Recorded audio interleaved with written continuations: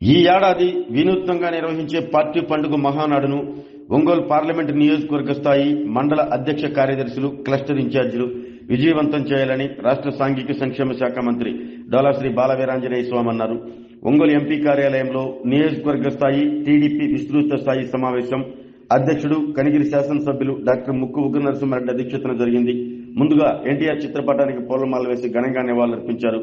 ఈ సంవత్సరం నెల్లూరులో మహానాడును ఎంతో ఘనంగా జరపాలని నిర్ణయించినప్పటికీ ప్రధాని నరేంద్ర మోదీ పొదుపు అంశం మీద దిశానిర్దేశం చేశారని, అందువల్ల మహానాడును వర్చువల్ గా నిర్వహించాలని జాతీయ వర్కింగ్ ప్రెసిడెంట్ మంత్రి నారా లోకేష్ నిర్ణయించారని, 27, 28 తేదీల్లో క్లస్టర్ లెవెల్ నుంచి మహాసభలు జరపాలని, అందుకు మండల పార్టీ అధ్యక్ష కార్యదర్శులు, క్లస్టర్ ఇన్ఛార్జీలు జన సమీకరణ చేసి ఎల్ఈడీ స్క్రీన్లను ఏర్పాటు చేసి విధివంచం చేయాలని కోరారు. పార్టీ ప్రతినిధులు నేరుగా నారా లోకేష్ తో మాట్లాడే అవకాశం ఉంటుందన్నారు. ప్రతి గ్రామం, మండల స్థాయిలో ఎన్టీఆర్ విగ్రహాలకు పూలమాలలు వేసి నివాళులర్పించాలన్నారు. ఈ కార్యక్రమంలో జిల్లా ప్రధాన కార్యదర్శి కొటారి నాగేశ్వరరావు, బొడపాటి వెంకట్, మహిళా ప్రతినిధులు బేరం అరుణ, అయేషా తదితరులు పాల్గొన్నారు.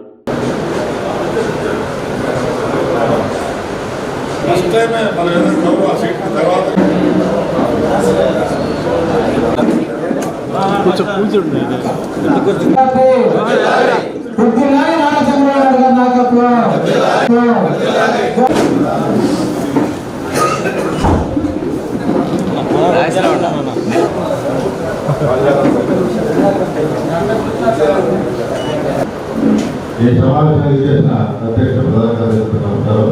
నా పేరు బొడపాటి వెంకట్.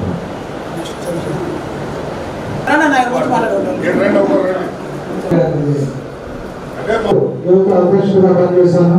ఈ 8 నెలల నుంచి ఆశీస్సులతో అధ్యక్షుడిగా పనిచేస్తున్నారు. గతంలో క్లస్టర్ ఇన్ఛార్జిగా ప్రధాన కార్యదర్శి.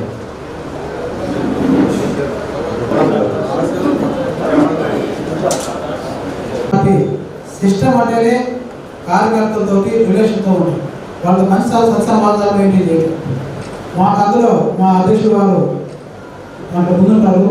ఎందుకంటే మేము ఆయనతో పాటు ఒక 6 నెలల పాటు 5-6 నెలలు అవుతుంది పార్లమెంట్ కమిటీలోకి వచ్చి కంటిన్యూషన్గా రెగ్యులర్ ఖర్చులు అందరితో, నేను జనరల్ సెక్రటరీ అయినా కానీ కార్యదర్శి అయినా కానీ అందరితో కూడా ప్రతి నెల మీటింగ్ పెట్టుకుంటా ఉన్నాడు. పార్టీ ఏదైతే తెలుగుదేశం పార్టీ సిస్టమ్ ఉందో ఆ సిస్టంలోనే వెళ్తూ ప్రతి నెల పార్లమెంట్ పార్టీ సమావేశం పెట్టుకోవడం, అలాగే మనకి ఇంకా స్టేట్ ఆఫీస్ టైం టేబుల్ రాలేదు. కానీ గతంలో మండల పార్టీకి సమావేశం, ఒక గ్రామ పార్టీకి ఒక డేట్ ఇస్తారు.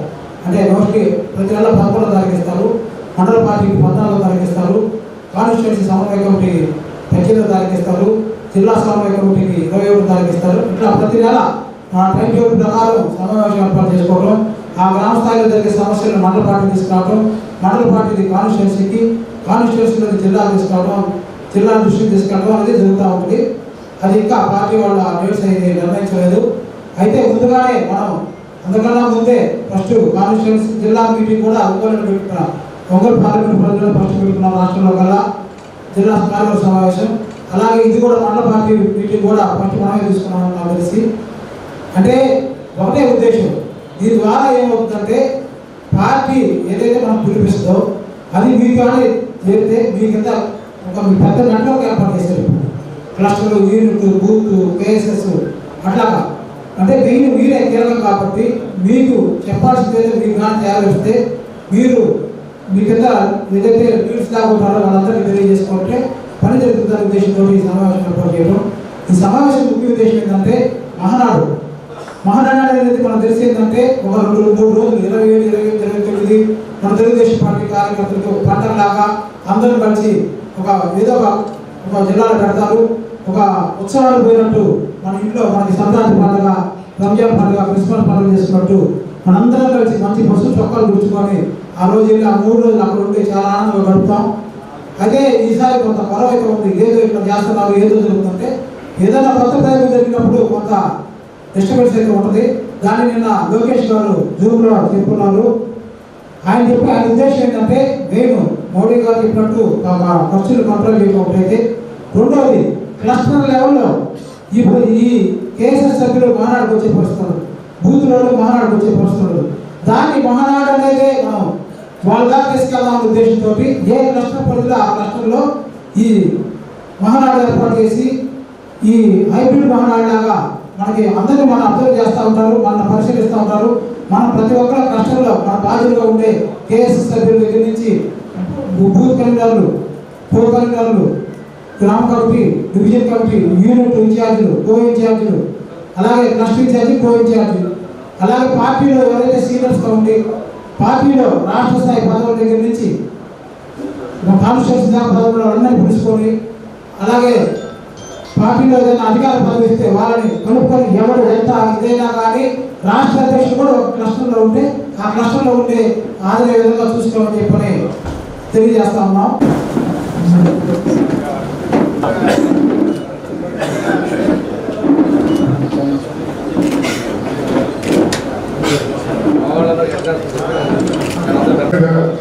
జాతీయ అధ్యక్షులు మహానాడిని కొత్త రూపంగా ఈరోజు తయారు చేసే కార్యక్రమం తలపెట్టున్నాం. కాబట్టి మనం చేయాల్సిన పనులు దాని ఏదో మమానికి కాకుండా సీరియస్గా చేయమని చెప్తూ ఉన్నాం. 26వ తారీఖు ఏ లొకేషన్లో జరుగుతుందో దాన్ని మన నెట్ ద్వారా కనెక్ట్ చేసుకోవడం, సీరియస్గా తీసుకోమని చెప్తూ ఉన్నాం. అంటే ఇది ఎవరిదో పార్టీకి వస్తుంది, మన పార్టీ కార్యక్రమం ఇది. కాబట్టి ముఖ్యంగా ఈసారి ఎక్కువగా మీరు మహిళల్ని, ఎందుకంటే మనం మానానికి వెళ్ళినప్పుడు కొంతమంది తీసుకుంటే ఇబ్బంది, ఎందుకంటే 2 రోజుల కార్యక్రమం ఉంటుంది కాబట్టి మనం అక్కడ ఇబ్బందికరమైన పరిస్థితులు ఉంటాయి.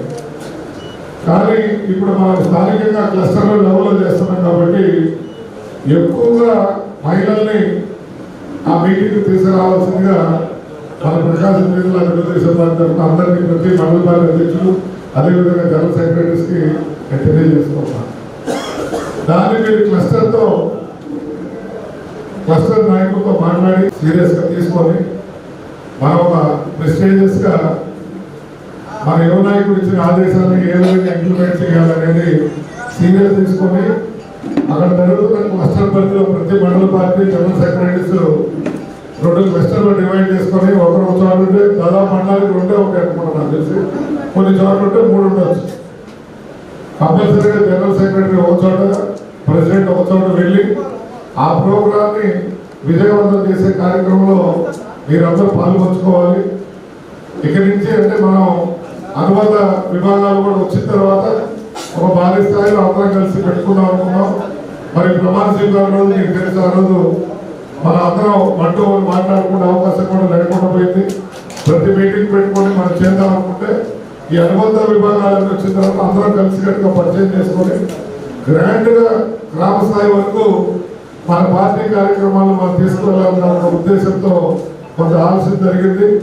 కానీ మహానాడు తర్వాత మన పార్టీ ఇచ్చిన ఆదేశాలు ఏవైతే ఉన్నాయో సిన్సియర్గా పనిచేసి ప్రతి ఏ సమయంలో మీటింగ్ పెట్టాలో ఆ సమయంలో తప్పకుండా మీటింగ్ పెట్టి మన పార్టీని మనం 2019-24లో ఏ విధంగా అయితే మనం కష్టపడి అధికారంలో తెచ్చుకున్న తర్వాత దాన్ని మళ్ళా నిలబెట్టుకుంటే 29లో గెలిచే విధంగా మనం కృషి చేయాలి.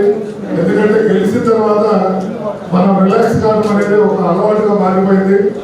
అటువంటిది కాకుండా మనం పనిచేస్తేనే రేపు తిరిగి పార్టీ ఇంపార్టెన్స్ ఉంటుంటుంది.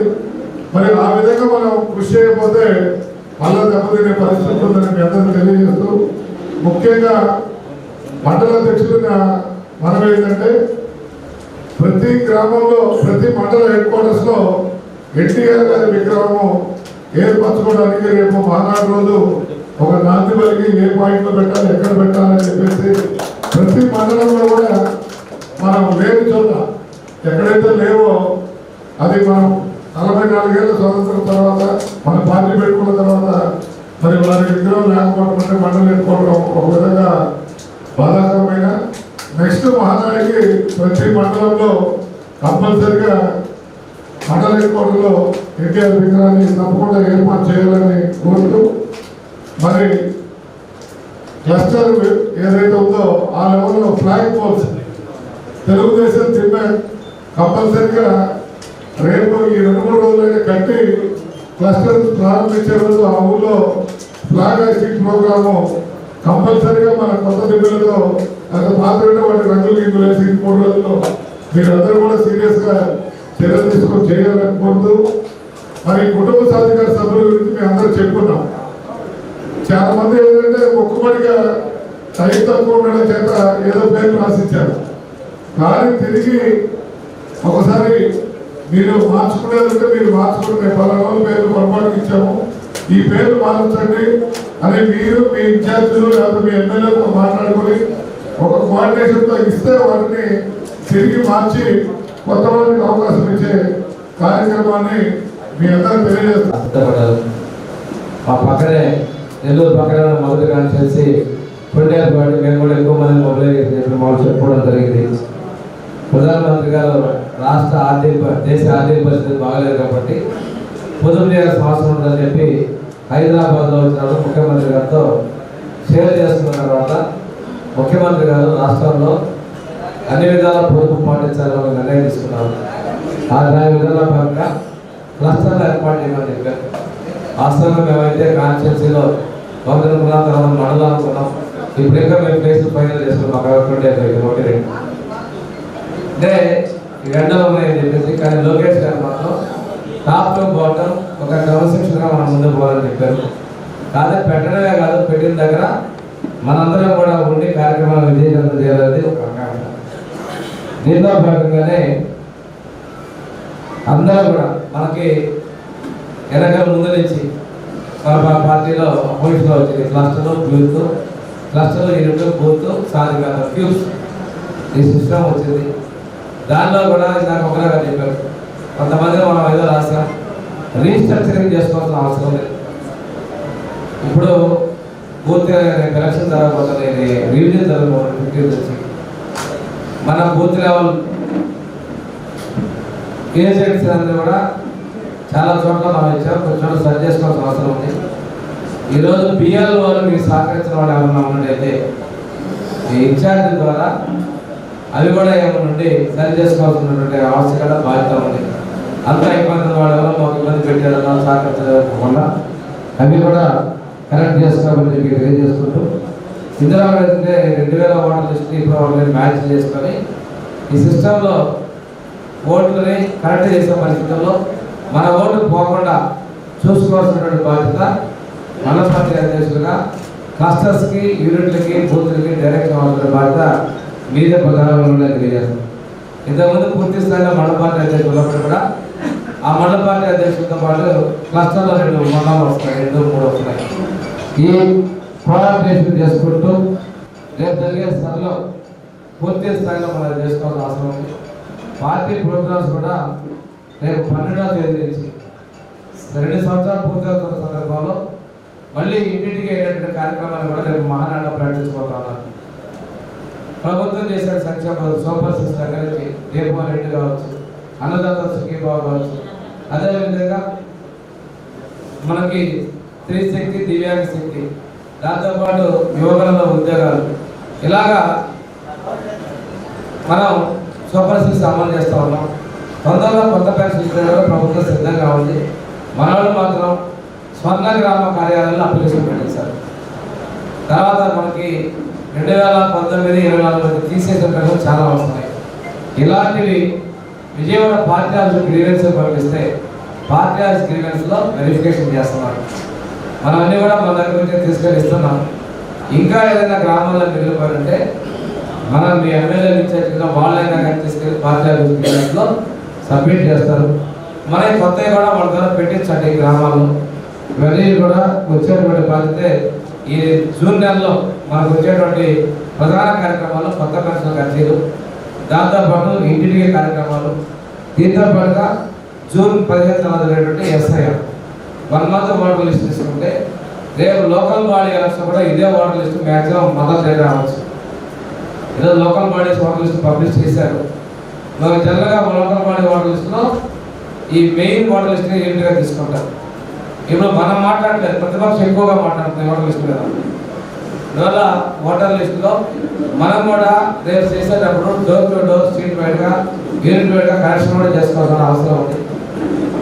ఇవన్నీ కూడా మనం చేసుకుంటూ 2 రోజుల్లో ఫస్ట్ డే, సెకండ్ డే వేదికలో ఎన్టీఆర్ గారి చిత్రపటాన్ని పెట్టుకొని కంపల్సరిగా దాన్ని చేసుకోవడం, లేదా ఆ ప్రెమిసెస్లోనే ఒక పోల్ ఏర్పాటు చేసుకోవడం కార్యక్రమాన్ని.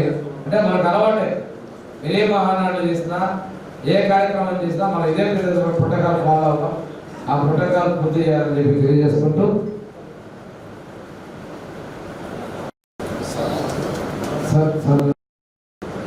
తర్వాత ఐటీడీఏ శ్రీశైలం అనేది మనకు మొదటి నుంచే ఉంది. కర్నూలు డిస్టిక్కి మనకి కూడా శ్రీశైలం ఉంది. మన జిల్లా విడిపోయినప్పుడు కూడా డోర్నాల్లో ఒక క్యాంప్ ఆఫీస్ పెట్టి నెలలో ఒక 2 రోజులు అక్కడ ఉండాలని చెప్పడం జరిగింది.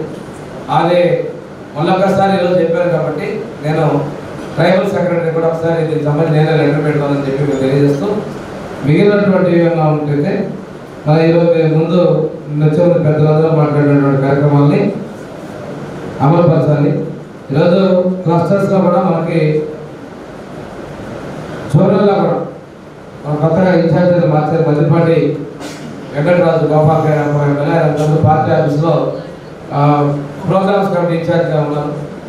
అదేవిధంగా ఒక నరసింహారెడ్డి మనకైతే కింద దాకా పద్ధతి కూడా ఇవ్వలేదు, మాకైతే కాగితం ఇచ్చేపోయింది కానీ ఆయన కొద్దిగా ఎండబడతాడు.